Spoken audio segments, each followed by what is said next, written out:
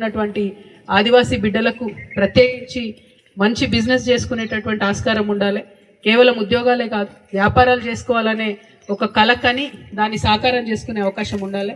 ఆ యూత్ కోసం ఎంపవర్మెంట్ అని చాలా మాటలు చెప్తారు, కానీ అది ఎట్లా ఫ్యాక్ట్ అవుతుందో, దాన్ని ఎట్లా నిజం చేసుకోవాలో ఒక మంచి ప్లాన్తోని, ఒక మంచి ఎజెండాతోని నేను పార్టీ పెట్టడం జరిగింది. 2 lakhs నుంచి 20 crores వరకు కూడా మన యూత్ని నమ్మి మేము అధికారంలోకి వస్తే మీకు ఖచ్చితంగా లోన్స్ ఇవ్వడం జరుగుతుంది. పర్టికులర్లీ ఆదివాసీ బిడ్డల కోసం చాలా కార్యక్రమాలు ఉన్నాయి. కేంద్రం 1000 కోట్ల నిధులు పంపిస్తుంది, అన్నీ కూడా పక్కకు పోతూ ఉన్నాయి. వాటన్నిటిని కూడా ఒక్కొక్కటి లెక్కబెట్టి అడగడం జరుగుతుంది. ఈరోజు మేము ఇక్కడ ఉన్నాం హైదరాబాద్లో, మన మొత్తం ఆదివాసీ సంఘాలన్నీ కూడా అక్కడ మీటింగ్ పెట్టుకున్నాయి.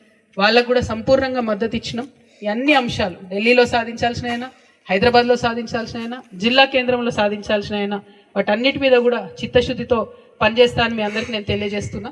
ముఖ్యంగా మా ఆడబిడ్డలకు ఒకటే మాట ఇస్తా ఉన్నాను నేను. మగవాళ్ళు మస్తు మంది మాటలు చెప్పారు, ఏవి కాలేదు. ఆడవాళ్ళం మనం బయటికే రాము, బయటికి వచ్చినాము. నేను ఒక మాట ఇస్తున్నా, ఖచ్చితంగా దాన్ని సాధిస్తా. మీ అందరి అండ ఉంటే మాత్రం తప్పకుండా సాధిస్తా, మీకోసమే పనిచేస్తా అనే విషయాన్ని కూడా మీకు తెలియజేస్తా ఉన్నాను. మరి ఇవాళ చాలా దుఃఖభరితమైనటువంటి సన్నివేశంలో వచ్చినాం కాబట్టి ఇంతకన్నా ఎక్కువ నిజంగా మాట్లాడాలనిపిస్తలేదు. కాకపోతే మళ్ళీ ఏదో ఒక సమయం వస్తుంది, ఈ గ్రామానికి మళ్ళీ వస్తాను. వచ్చే లోపల సెల్ ఫోన్ రావాలనుకుంటున్నాను. నేను సెల్ ఫోన్ టవర్ మొదలు రావాలి, తర్వాత నేను వస్తాను అనుకుంటున్నా. ఈ పోడు భూముల విషయం మాత్రం ఇప్పుడు ఇమీడియట్గా మాట్లాడతాము. పర్టికులర్గా మన యంగ్స్టర్స్ అందరికి కూడా నేను రిక్వెస్ట్ చేస్తూ ఉన్నా, సెల్ ఫోన్ టవర్ సాధించుకోవడానికి, అట్లానే మనకు కావాల్సిన అనేక హక్కులు సాధించుకోవడానికి మమ్మల్ని సపోర్ట్ చేయండి, మాతో కలిసి పనిచేయండి.